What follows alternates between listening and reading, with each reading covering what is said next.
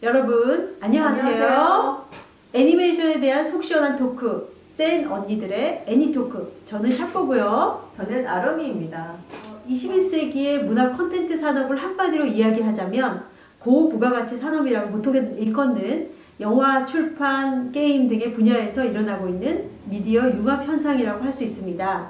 이것은 하나의 콘텐츠가 다른 매체의 연쇄적인 부가가치를 창출하는 현상으로 문화 콘텐츠 산업뿐만이 아니라 제조, 방송, 통신 등의 타 산업에 이르기까지 동반 성장을 촉진하고 있습니다. 이러한 미디어 환경 속에서도 국내 애니메이션 산업은 여러 작품이 그동안 시장에 노출되었음에도 불구하고 국내외 경쟁력이 아직도 취약하다는 형편입니다. 이유가 기획 부족이라는 평을 받고 있는데요.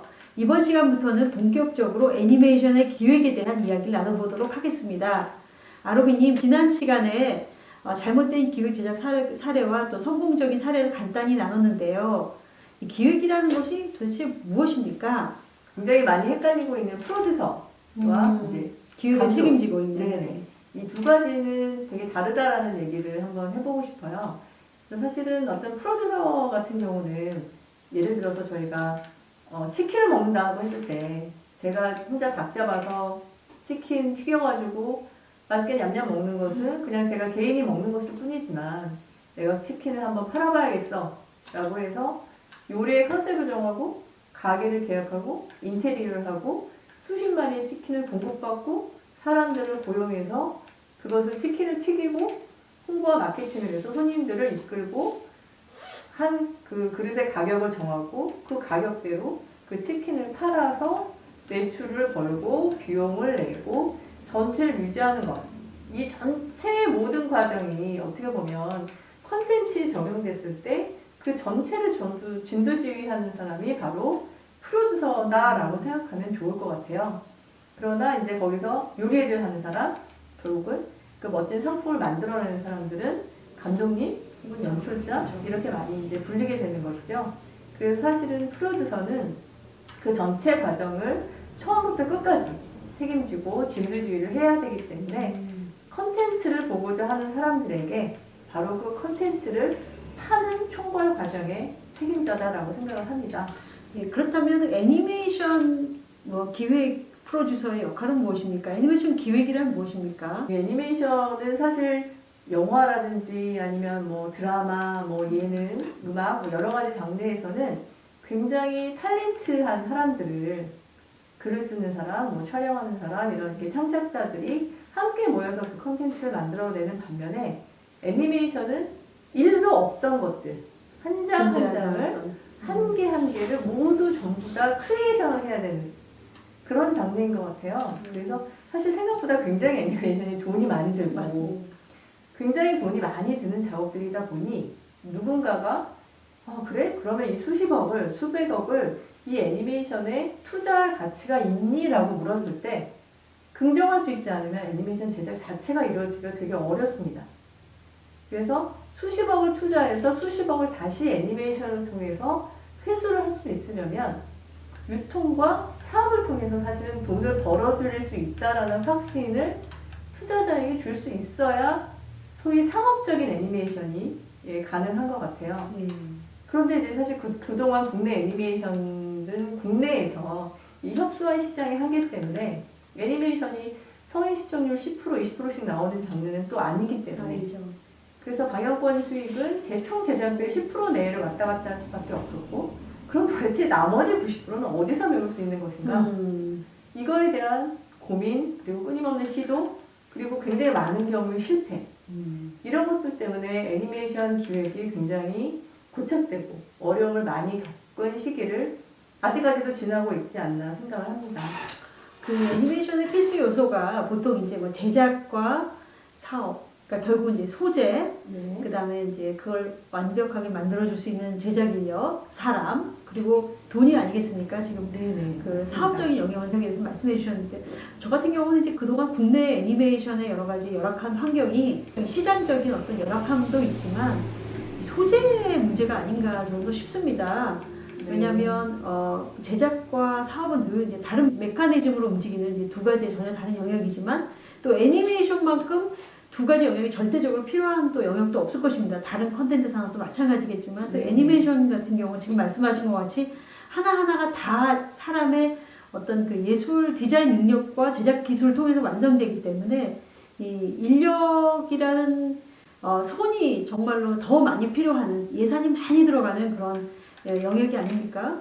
그러면서도 또 그러다 보니까 사업적인 그런 환경도 되게 중요하지만 이제 크리에이티비티가 굉장히 많이 적용되는 그런 영역이기 때문에 그 두 가지의 밸런스를 어떻게 맞추느냐가 결국은 애니메이션 기획의 기술이 아닌가 싶습니다. 예를 들면 월트 디즈니 같은 경우 아주 초창기에 만화가로 시작해서 헐리우드에 입성할 때까지 그냥 혼자 스스로 감당한 것이 아니라 그 옆에는 대단한 조력자인 형 로이가 있었죠. 네. 사업 수완이 아주 좋아서 디즈니가 그 할리우드 같이 경쟁이 치열한 곳에서 잘 랜딩할 수 있도록 어떤 그런 어떤 사업적인 영역을 책임졌던 전문가가 있었고 그래서 초창기 회사 이름도 디즈니 브로더스였죠. 월트 디즈니가 아니라 픽처스가 아니라 그런 상황을 보면은 애니메이션 시작 자체도 예술적인 부분과 또 사업적인 부분이 뗄 수 없었기 때문에 이 제작적인 부분들도 결국은 애니메이션 시장을 만드는 굉장히 중요한 요소가 아니었나 싶어요. 한국 애니메이션 시장은 어떻게 보면은 경쟁력 있는 콘텐츠가 없어서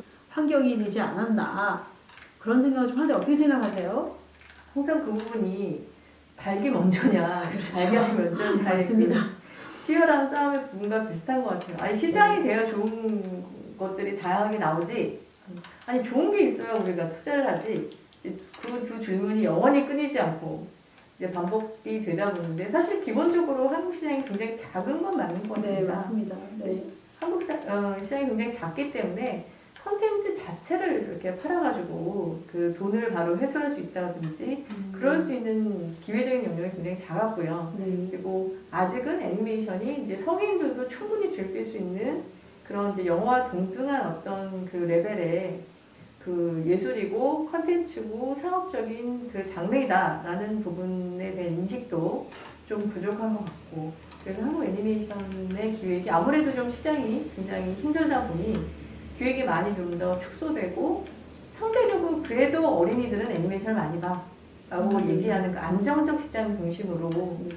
좁혀지고 그러다 보니 또 뭔가 기획도 더 뭐 한정되고 뭔가 완구라든지 어린이들 부가 사업이 많이 녹여질 수 있는 기획들만이 살아남아야 될 것 같고 그런 조금 악순환 이런 것들이 반복되어 온 것 같아요. 어떻게 생각하시나요? 애니메이션 기획 자체 만약에 처음으로 기획자로서 기획을 시작한다고 하면 국내 시장 비례, 시장 규모 비례, 품의 이제 규모를 생각하겠죠. 예산 규모를. 그렇지만 이제 또 고민되는 것이 과연 무엇을 만들까에 대한 이 소재적인 선택이 굉장히 중요할 것 같아요. 우리 아로미님 같은 경우 소재 선택 어떤 방법을 하셨나요? 저희도 제가 이제 있었던 곳은 그 상업적 애니메이션을 대부분 만들었기 때문에 소재 선택은 저희가 선택하는 타겟, 네. 굉장히 좋아했던 콘텐츠들이 많이 있었고요.